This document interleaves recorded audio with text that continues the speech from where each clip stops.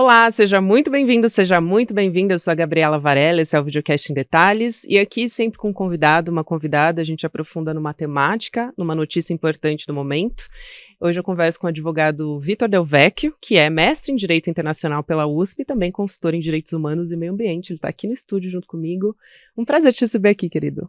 Prazer, Gabriela. Seja Prazer muito pessoal bem-vindo. que nos acompanha. Que bom que enfim deu certo, né? Verdade, a gente já estava combinando essa entrevista há bastante tempo, tá, Pois gente? é, a gente ficou com medo da pauta passar e infelizmente o conflito só vem escalando e se prolongando e eu acho que o cenário também não é muito favorável para uma desaceleração. Então, ao que tudo indica, a gente vai ter muitos dias com essa temática em alta ainda, infelizmente. Sim, ainda estamos falando sobre o conflito, né, entre Israel, o Hamas e contra os civis palestinos. O que a gente tem de mais recente agora, vamos dizer assim, foi o Irã, né, fazendo uma ameaça contra os Estados Unidos. Pelo menos o que a diplomacia entendeu foi como uma ameaça, né, por apoio a Israel, que está rejeitando o cessar-fogo, uma notícia, inclusive, que foi do Jamil Chad, do UOL. Então, o governo do Irã disse, num discurso na Assembleia Geral da ONU, que se os norte-americanos, né, os estadunidenses, melhor dizendo, não deixarem de financiar e armar o genocídio em Gaza, foi isso nas palavras dele, foi isso que disse, eles não vão ser poupados desse fogo. E aí, juntando com todas essas entidades que estão envolvidas, né, eu te pergunto se teria um caminho para outros países, enfim, a diplomacia poderia se unir para pressionar os Estados Unidos, consequentemente, outros países da Europa, e finalmente Benjamin Netanyahu, para que pudesse acontecer um cessar-fogo. Qual que é o caminho? É pressão diplomática? É o movimento nas ruas? O que poderia ser feito? Gabi, vamos lá. Eu acho interessante a gente entender que essas relações diplomáticas entre os diferentes países, elas acontecem em diversas instâncias. Então, seja nesse cenário bilateral, em que os países, eles ou diretamente ou indiretamente dialogam um com o outro, ou os espaços multilaterais, como, por exemplo, a ONU. Então, existe duas corridas em paralelo, digamos assim. Na ONU, a gente já pode aprofundar um pouco mais nisso, né, mas a gente tem todo esse esforço que vem sendo imprimido, sobretudo pelos países que estão ali liderando essa tentativa de cessar-fogo, o Brasil com um papel muito importante nisso tudo. E, claro, a gente tem que ver também como é que esse jogo de poder se equilibra fora desses espaços multilaterais. E aí existe, claro, essa disputa que no momento está só no campo retórico, mas que tem trazido preocupação. Existe um certo ceticismo da gente entender que essa é uma guerra que ninguém quer ver o Irã e os Estados Unidos batalhando no Oriente Médio, né? Sobretudo porque existem suspeitas de que o Irã tem armamentos nucleares. Isso envolveria outros grupos, não necessariamente países, mas grupos armados de países que entrariam junto nisso, como o Hamas, como o Hezbollah, por exemplo, no Líbano, né? O Hezbollah é poderosíssimo, inclusive, ele é o grupo armado não representante de um Estado mais poderoso do mundo, né? Então, a entrada com todas as cartas na mesa do Hezbollah, nessa disputa, traz muita preocupação também, inclusive para Israel, né? Então, assim, eu diria que ao mesmo tempo que existe essa atenção, todo mundo sabe o que seria o preço de uma escalada nesse conflito.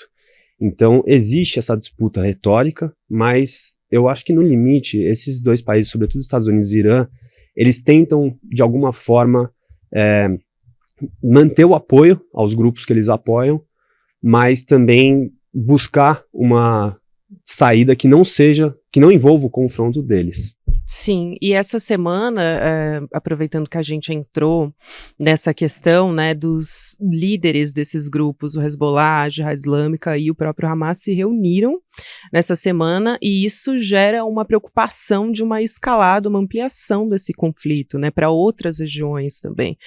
A gente pode realmente esperar, isso é um pouco um exercício talvez de futurologia, mas é que tudo caminha para esse sentido também, já que também começou uma incursão em terra, né, de Israel na faixa de Gaza. Pois é, eu gosto sempre de lembrar do caso ucraniano para a gente tentar fazer esses exercícios de futurologia no cenário da política internacional e dos conflitos armados.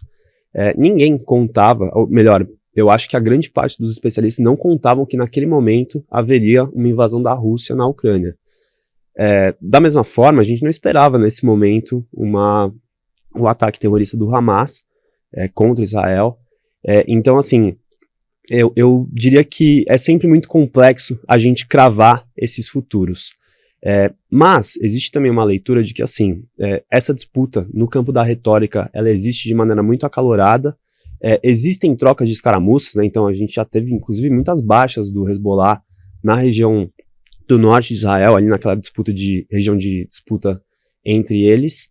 Mas, ao mesmo tempo, existe um cálculo de que seria muito custoso para o Hezbollah bancar essa entrada na disputa.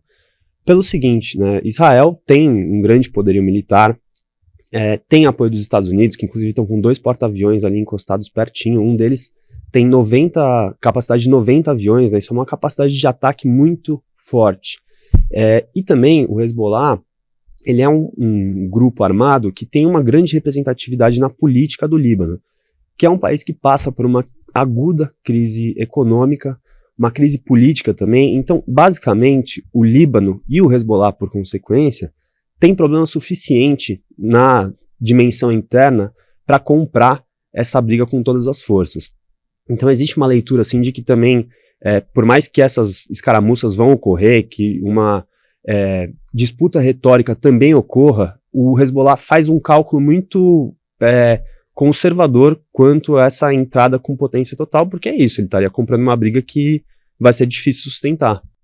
E tem também a possibilidade, né, já que a gente está falando de ampliar esse conflito para outras regiões, na verdade já está se ampliando à medida que a gente vê, por exemplo, a Cisjordânia, que não tem nada a ver com a faixa de Gaza, né, para quem não está vendo a gente, mas aqui imaginando o mapa na cabeça de vocês, a faixa de Gaza é aquela tripinha que fica embaixo na esquerda e você sobe um pouquinho para a direita e você tem a Cisjordânia, né, e ali tem vários campos de refugiados palestinos que estão sendo bombardeados também, e lembrando que eles não são governados pelo Hamas. Ali é o Fatah, né, que é um grupo que tem um diálogo com Israel, é completamente diferente, que não está envolvido com esse ataque do dia 7 de outubro, e ainda assim essa região tem sido atacada, mesquitas já foram bombardeadas. Então a população local, a gente tem uma repórter especial do ICL, a Heloísa Vilela, que está lá, e ela tem presenciado um medo da população local de isso se expandir também, principalmente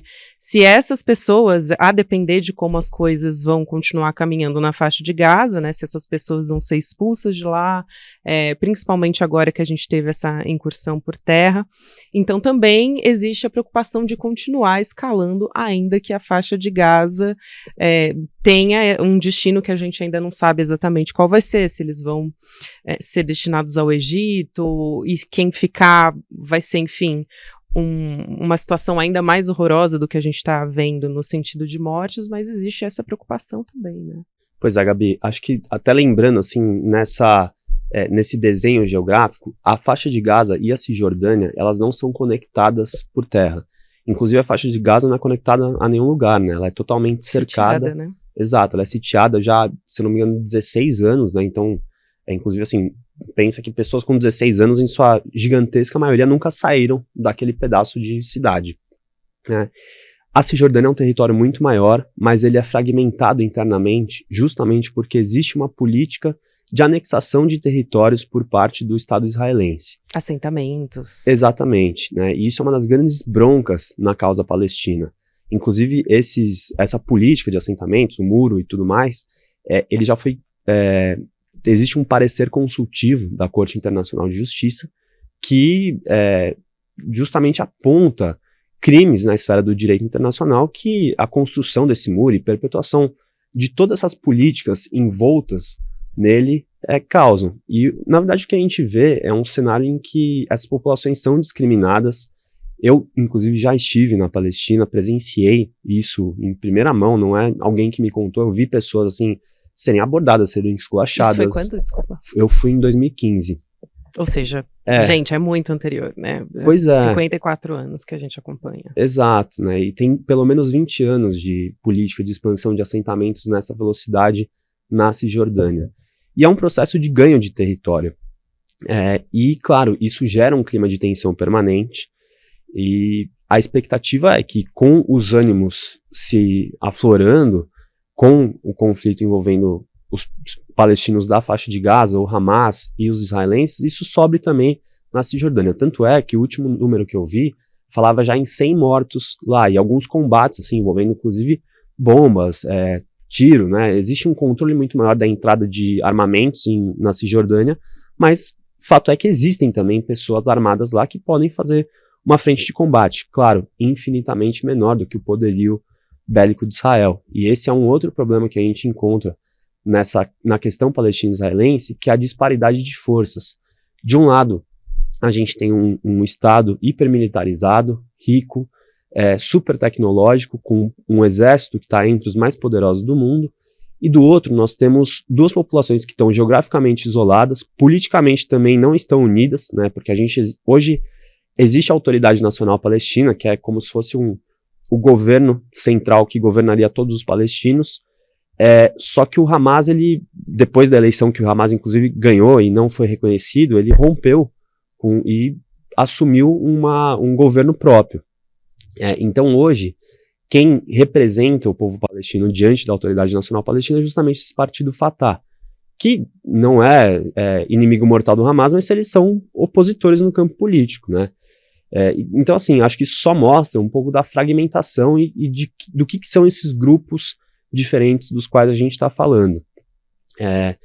De fato, assim, existe um temor muito grande de que as sanções e todo esse regime, que é inclusive classificado por algumas organizações internacionais como apartheid, com os palestinos da Cisjordânia, ele se intensifique durante e até mesmo após esse conflito. Inclusive a anexação de terras, não só lá, mas na faixa de Gaza. A gente já teve declarações das autoridades israelenses dizendo que eles têm intenção, sim, de anexar territórios na faixa de Gaza. E isso pode estar explicando, inclusive, esse processo de terraplanagem que eles estão fazendo com bombas em cima da população palestina. Faz todo o sentido. E aí a gente tem um impasse, né? Como eu tenho falado muito aqui no Em Detalhes, para quem acompanha o podcast desde que a gente começou, né, o conflito no dia 7, o tempo diplomático é muito diferente do tempo dessa tragédia humanitária, do tempo que as pessoas precisam, né, dessa ajuda, e cada dia mais. A gente teve 20 caminhões da ONU entrando ali por meio da parte sul, né, a partir do Egito, com medicamentos, comida, e ainda assim não foi o suficiente, né, muito aquém da necessidade. Segundo o Hamas, foi o equivalente a 3% do consumo diário da faixa de Gaza. Exatamente, então as pessoas estão numa situação e não entrou combustível, de calamidade. Que é fundamental para o funcionamento de geradores de energia elétrica, não só para casa das pessoas, mas para respirador de recém-nascido, por exemplo, né? Exatamente, era aí que eu queria entrar, né? A gente tem, por exemplo, os hospitais ali na faixa de Gaza funcionando sem geradores, médicos tendo que usar celular para fazer cirurgia, vinagre, muitos, inclusive, tiveram, né, que deixar hospitais, pacientes tiveram que sair com urgência porque Israel avisou, né, que ia bombardear a parte norte da faixa de Gaza, que ia entrar, na verdade, na parte norte em 24 horas, e isso significa bombardeio, enfim, mortes, a gente tem acompanhado. Então, eu queria que você falasse um pouco sobre isso, e nessa quinta-feira, 26 de outubro, a gente teve também notícia de uma organização importante, local, que atua, que é a Agência para Refugiados da Palestina, né, que informou que não vai mais poder atuar por falta de insumos, né, de combustível para poder entrar na região e trabalhar com ajuda humanitária no território palestino. Então, o quanto a gente tem uma dissonância muito forte, né, entre a diplomacia que está atuando, o Conselho de Segurança da ONU se reunindo semanalmente, até mais de uma vez por semana, sem conseguir entrar num consenso sobre o cessar-fogo, sobre o corredor humanitário, e, ao mesmo tempo, até as agências para direitos humanos não estão conseguindo mais atuar. Então, talvez a gente não tenha um precedente na história local desse tamanho, né, como a gente está vendo agora. Pois é, Gabi, o grande paradoxo da diplomacia e do direito internacional, todos esses sistemas que orbitam em torno dele, é que eles servem para regular as relações entre os estados, mas eles dependem justamente da vontade desses, né? Então, é sempre uma construção que ela é feita muito nessas demonstrações de força, de habilidade de negociação, de ceder em alguns pontos, né? E de fato, assim, né, o tempo diplomático ele é muito diferente do tempo da necessidade humana. Então, a gente tem encontrado, assim, muitos desafios que estão impostos por essas dinâmicas que a guerra tem solapado. E aí, eu acho que ainda pautando pelo direito internacional, a gente começa com isso também observar alguns crimes que são, assim, categorizados pelo direito internacional. Então, por exemplo, acho que também para a gente não apontar só dedos para Israel aqui, né, a tomada de reféns, a agressão contra civis, isso tudo são crimes de guerra. Então a gente pode entender isso que foi cometido do lado do Hamas também. Do lado de Israel, a gente vê essas agressões indiscriminadas e generalizadas contra civis. O crime contra a humanidade, ele tem o extermínio, ele é caracterizado pela privação desses meios de vida. Então você privar as pessoas de alimentos, de insumos fundamentais à vida. E básicos, eu gosto de lembrar, né, também, exato, e eu gosto de lembrar também que nessa entrada muito tímida de mantimentos que houve, entraram inclusive medicamentos de uso continuado de pessoas que dependem disso para continuar vivendo. Então, assim, a gente começa a observar que essas regulações que são construídas justamente nesses cenários pós-apocalípticos que a humanidade bota a mão na consciência e fala, não, vamos criar regras para a gente não descer o nível da dignidade humana tão baixo, elas hoje, em pleno 2023, estão sendo totalmente desrespeitadas, né? Começa a se falar também no crime de genocídio.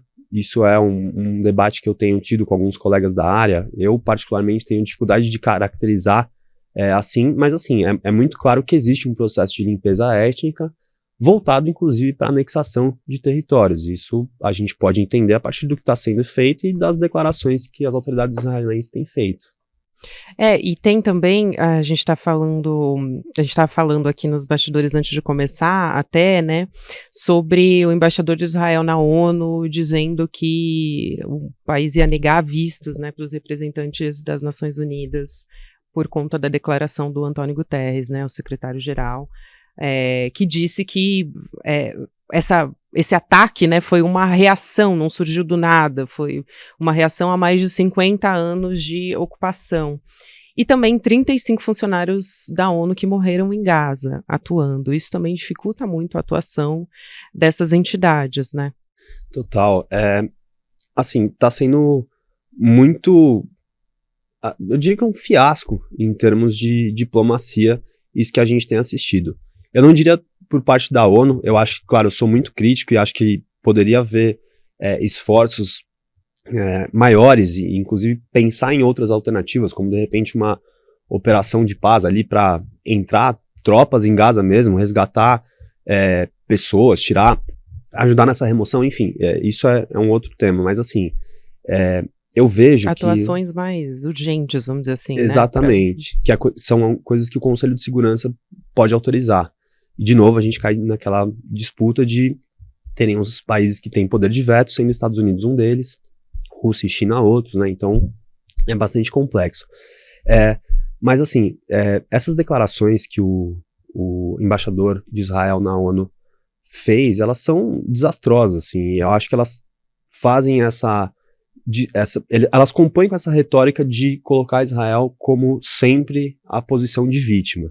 E claro, eu espero não estar aqui, ninguém entender que eu estou minimizando tudo que o povo judeu sofreu na sua história, inclusive os ataques recentes do dia 7 de outubro, que merecem sim ser condenados. Mas não dá para sustentar essa posição na atual situação em que existe um massacre contra Gaza.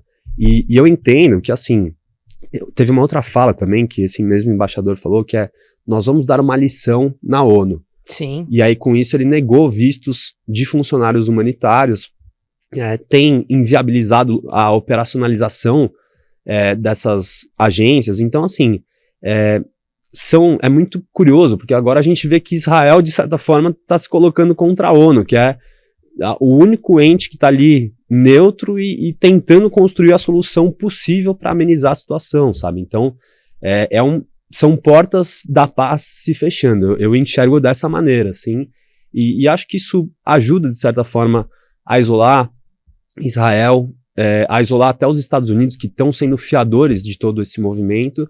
Mas, ao mesmo tempo, a gente está falando de nações muito poderosas que, no fundo, elas são já aliadas de muitos anos, elas têm as suas alianças que dependem de muitos outros fatores. Então, assim, tudo bem, a gente vê um certo isolamento dessas duas nações, mas a gente sabe que, no fim do dia, o poderio bélico e econômico ele manda a tal ponto que os laços se reconstroem também. Então, eu não vejo com muito otimismo assim, que esse isolamento tem a grande chance de ser revertido em breve. E o próprio, a gente está falando aqui da declaração do embaixador, né, mas o próprio Benjamin Netanyahu também fez uma declaração nessa semana, né, de quarta para quinta-feira, a respeito disso, e foi ali que ele anunciou também que ele faria essa incursão por terra, né, se preparando para invadir, como se já não estivesse bombardeando, mas enfim, fez mais essa declaração, inclusive usando termos religiosos para justificar o que estava sendo feito ali. Mas... E fez uma incursão já. Eles fizeram uma incursão, se não me engano, ontem. Ela foi muito pequena, assim, inclusive existe uma análise se isso é uma hesitação de Israel, se isso é parte do plano. Eles fizeram uma pequena entrada, dizem eles que neutralizaram posições de terroristas, mataram, se não me engano, 40 pessoas e retiraram as tropas, pelo que eu vi.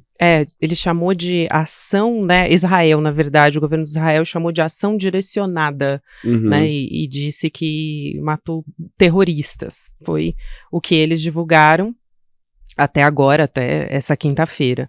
E aí foi logo depois do primeiro-ministro, o Netanyahu, ter anunciado essa incursão terrestre. Então, esses dois casos estão realmente ligados. E aí a gente, ainda falando a respeito de atuação internacional, né, eu queria te perguntar sobre o Tribunal Penal Internacional.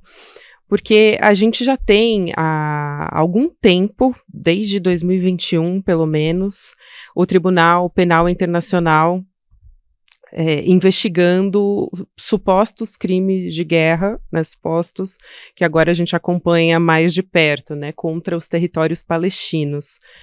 Mas Israel já tinha falado que não ia cooperar, enfim, a gente já tem acompanhado há um bom tempo, né, essa atuação internacional a respeito disso. E eu te pergunto, em quanto tempo a gente pode ver uma medida de fato, né, sendo tomada pelo Tribunal Penal Internacional? Essa semana também, a gente teve uma ministra da Europa dizendo que seria importante o Benjamin Netanyahu ser investigado por crime de guerra e pelas atuações, né? A gente está falando aqui de crime de guerra, sobre genocídio, que ainda está em discussão, falando por essa perspectiva do direito, né, tecnicamente falando, mas o quanto o Tribunal Penal Internacional demoraria para tomar alguma ação nesse sentido? Seria muito tempo depois da gente ver esse conflito ter desdobramentos ou não. A gente teve, por exemplo, o TPI tomando uma medida em relação ao presidente russo Vladimir Putin no começo de 2023. E ele continua aí, né? Assim, poderia ser preso se entrasse em países que são signatários do TPI. Mas é tudo muito complexo e muito burocrático, vamos dizer assim, para o que a gente está assistindo, né? Então, acho que é difícil para as pessoas entenderem também o quanto o TPI funciona, e é um órgão importante. Então, eu queria que você falasse um pouco sobre isso, assim. Vamos lá, Gabi. Acho que a resposta objetiva para quanto tempo a gente vai demorar para ver alguma ação é depende. Não dá para saber ainda.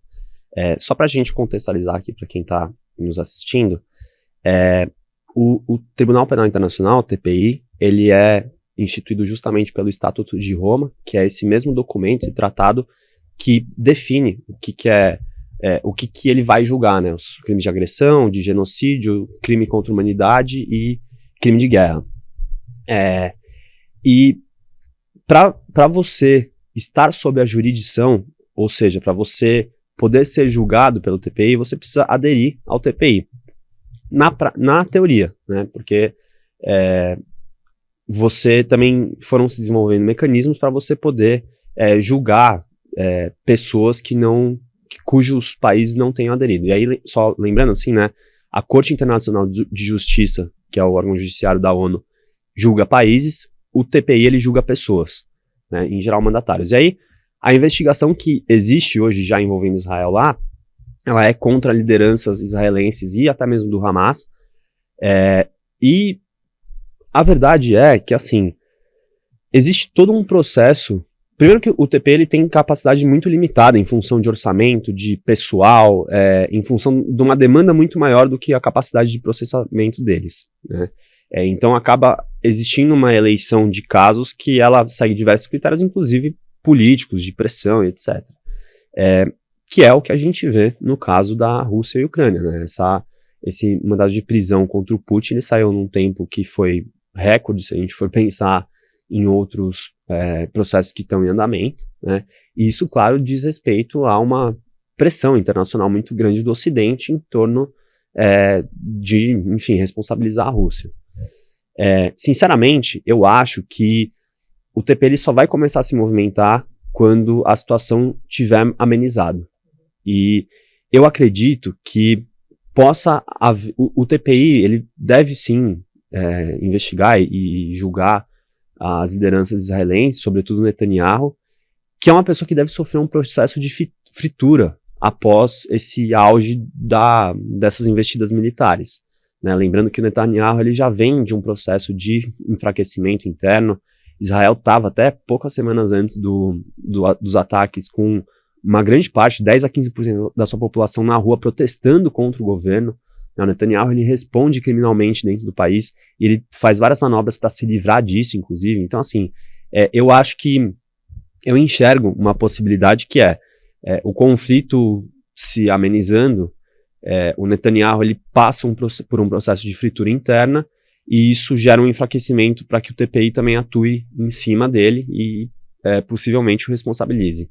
Em quanto tempo isso vai acontecer, eu acho que são muitos fatores e depende, inclusive, de como a opinião internacional vai estar voltada em torno dessa questão toda, sabe? Sim, falando em opinião internacional, antes da gente encerrar rapidinho, eu encontrei aqui a informação que eu estava procurando de que a ministra espanhola de Direitos Sociais, a Ione Belarra, que pediu que o primeiro-ministro Benjamin Netanyahu seja levado ao TPI por crime de guerra.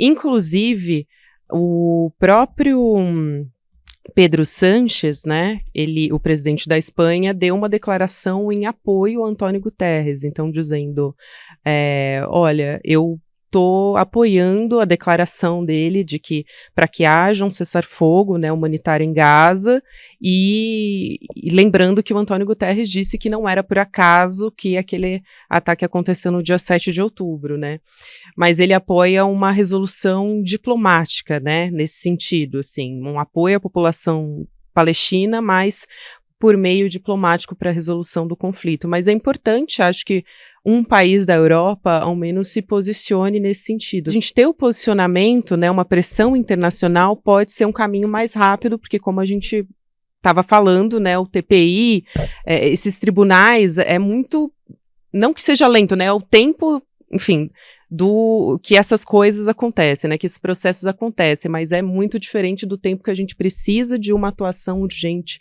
para a resolução desse conflito e um cessar-fogo. Total, e assim, acho que você trouxe o exemplo da Espanha, mas ao mesmo tempo a gente vê o Macron dando declarações públicas, sinalizando apoio para Israel, proibindo manifestações pró-Palestina dentro do território francês, isso ocorrendo na Alemanha também, enquanto manifestações pró-Israel estão sendo toleradas.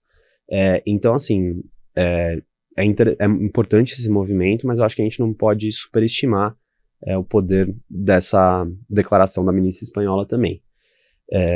E de fato, assim, eu aposto muito que essas atenções internacionais voltadas para essa questão toda, né? Eu não quero chamar de conflito ou de guerra, porque é muito complexo a gente caracterizar esse massacre como se fosse algo minimamente proporcional e pontual, né? É um processo histórico e com uma disparidade de forças gigantesca, né? Mas, assim, eu acho que a possibilidade de resolução, ela está muito nessas costuras de bastidores que as potências podem fazer, sobretudo negociando ali com Israel e tentando costurar isso também com os Estados Unidos, que têm sido os maiores obstrutores dessas resoluções na ONU. Vitor, quero te agradecer muito. Acho que ajuda a gente a clarear um pouco essa questão que é tão complexa, né? E principalmente para a gente entender. As pessoas ficam muito indignadas, normalmente eu acompanho aqui no chat, de algo precisa ser feito, enfim, a ONU tem um papel importante nisso, tem que fazer alguma coisa.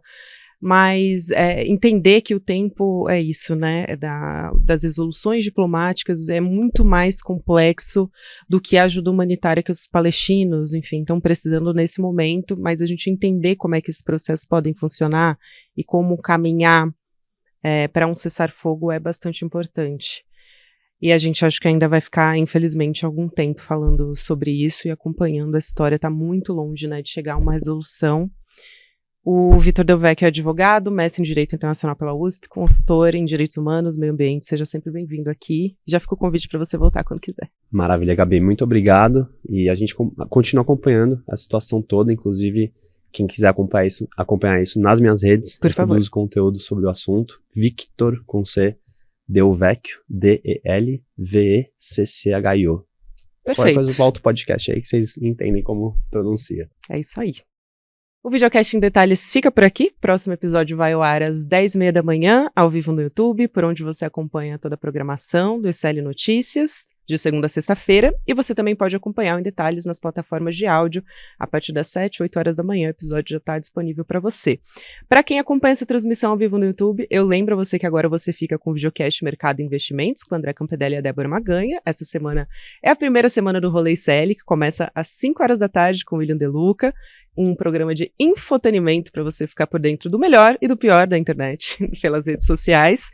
E às 6 horas da noite, com o ICL Notícias, segunda edição. Um beijo para você que me acompanhou até aqui. Até amanhã. Pois é, chegou a hora do primeiro grande lançamento do ICL na área de filmes e documentários. Você está preparado para assistir um filme que vai te tocar profundamente e revelar uma verdade que todo mundo tenta esconder? No dia 12 de novembro, um domingo, às 8 horas da noite, no horário de Brasília, a gente vai apresentar para vocês trechos do documentário De Quanta Terra Precisa o Homem e também fazer um debate incrível sobre essa, que é uma das questões mais importantes para o Brasil, a questão da terra. Junto conosco vai estar ninguém mais, ninguém menos do que João Pedro Stedley, um dos principais líderes do movimento dos trabalhadores sem terra. Estarão conosco também várias outras pessoas que têm na sua vida a luta da terra como um dos principais motores. Para você não perder esse encontro histórico e assistir trechos inéditos do filme De Quanta Terra Precisa o Homem, é só você se inscrever gratuitamente no link aqui em cima ou aqui embaixo. Não perde essa chance. Todo mundo vai celebrar a estreia do ICL no mundo dos documentários e filmes e, mais uma vez, aprender muito com a nossa plataforma.